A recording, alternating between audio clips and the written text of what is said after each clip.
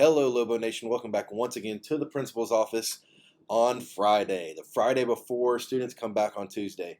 There is an electricity in the building. Everyone is so excited. We cannot wait to get this moving on Tuesday. But there are just a couple of last minute updates that I want to get out to everybody so that we can have a great, smooth start on Tuesday. So the first thing is I did have to make a minor tweak to the bell schedule. So I'm going to pull that up now. So as you can see, there really isn't that much change. There's just a few minutes that we had to add to lunch in order to make sure that our social distancing going in between the lunches was set up correctly. So this is the times that we're going to be following for each period. Again, you're not going to really notice much of a difference at all, but this is the schedule that we're going to be following starting on Tuesday. So again, this is the schedule that now that we've moved into having students in the building, we're going to run this bell schedule Monday through Friday. Those, kind of half day Fridays that we were running while everyone was 100% virtual are going to go away. We'll have traditional regular school days on Friday. Remember that Friday is still 100% asynchronous.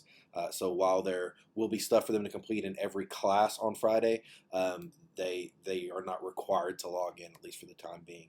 Talking about the learning model, I have had some parents who are still a little confused about how it's going to work with kids at home and in the building. Remember that we set up this learning model so that we wouldn't have to change the plan.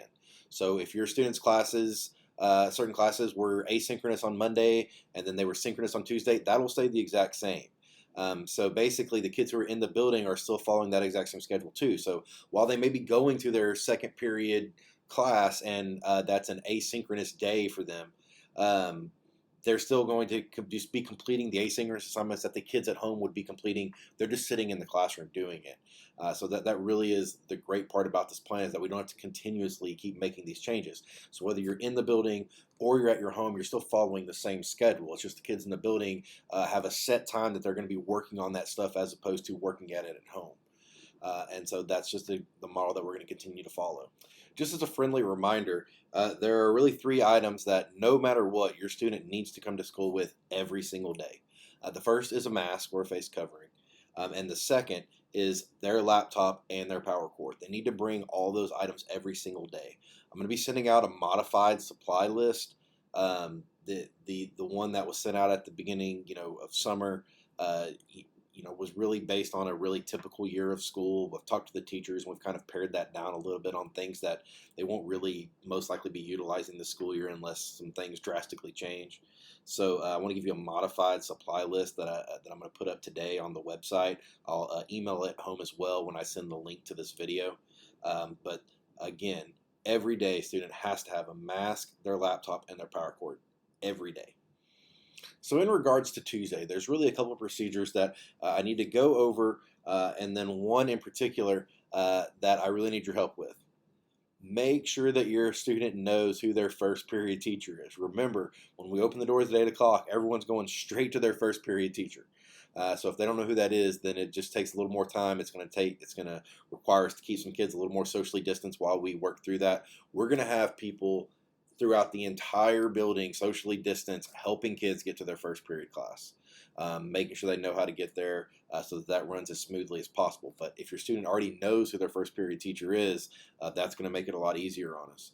So on their teams, next to the team name, it'll have a number. It'll say, Miss Lucia first period or whatever. And so they'll know, but just kind of make sure that they, in the morning before they get out of the car, before they get on the bus, they tell you, just ask them, who's your first period teacher? And make sure that they can tell you, so it'll run a lot smoother. Okay, let's talk car drop-off procedures. Eighth grade parents, we're going to follow the same procedures that we've done the last couple of years. You're going to pull your car all the way up to the very end of the sidewalk. If you still see concrete in front of you, you need to keep pulling up all the way to where the band door is. So everyone needs to pull up, and we'll be able to get as many cars unloaded at the same time as possible. If you come and you try to stop right in the middle of the parking lot and let the kid out at the flagpole, then it creates a huge bottleneck and the traffic gets crazy all the way down past the Valero. So please make sure that you're pulling all the way up before you release your student. The only other big thing about morning drop-off is you cannot take a left when you exit our parking lot. You must go right heading towards Valero. Anytime that a car tries to turn left, there's already a huge line of cars where there's no way for you to get in. And so you're trying to get into a line of cars that are already stacked up, which means that people this way can't come, and it just creates a huge mess. So when you exit our parking lot, we are requiring everyone to turn right. The next part actually involves car rider pickup in the afternoon. We really have been thinking hard about this and the best way to do this, and so we are going to be adopting a little bit different model. Um, it's going to be very similar to an elementary model that you may have had previously in elementary school. So on that first day, Mr. Doherty is going to be out on the bus ramp, and he is going to be handing you a sheet of paper as you pull in. That's something we want you to fill out and leave in your dash whenever you come to pick up your kid. It's mainly just going to be their name so that we can radio it in. We're going to be getting 14 or so cars in a row and getting the names and radioing in and having those 14 come out. So it'll be every time 14 boom. Boom, boom, boom. So we do expect the line to move pretty quickly. It's just going to take a little bit of time on that first day to get those papers out because we're going to be asking you for the name. So it will definitely take a little bit longer on that first day. Okay, so that's really it. That really covers all the updates that I needed to give and answers any questions that I've been getting in the email. If anything else pops up, please feel free to send those to griffink@lpisd.org. I'll be answering those emails as I get them.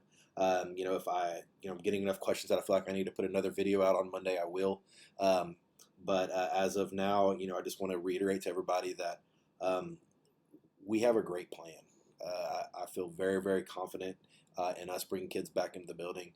I feel very confident that we're going to have an amazing day on Tuesday. It'll be just like any other first day of school. Will there be things that we'll be working on and figuring out and making better? Absolutely. But I do believe that we have a plan that's going to keep everybody safe and really make this a great first day back with kids in the building. So other than that, everybody have a great long weekend, and we will see all of you on Tuesday morning. Thanks.